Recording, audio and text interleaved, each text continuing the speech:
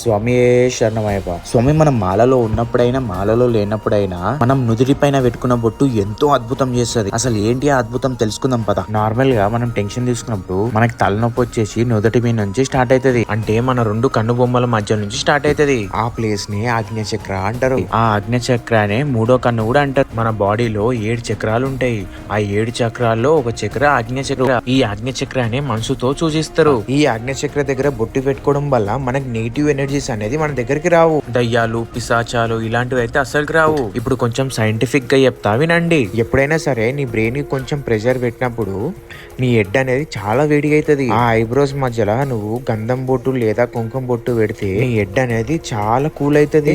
అంతేకాదు అట్లా బొట్టు పెట్టడం వల్ల మనకి కాన్సన్ట్రేషన్ అనేది పెరుగుతుంది. మీరు ఎప్పుడైనా చూసినట్లయితే మెడిటేషన్ చేసినప్పుడు ఆజ్ఞ చక్రాన్ని ఫోకస్ చేయంటారు. నెక్స్ట్ షార్ట్ వీడియోలో 7 చక్రాల గురించి తెలుసుకుందాం. స్వామియే శరణమయ్యప్ప.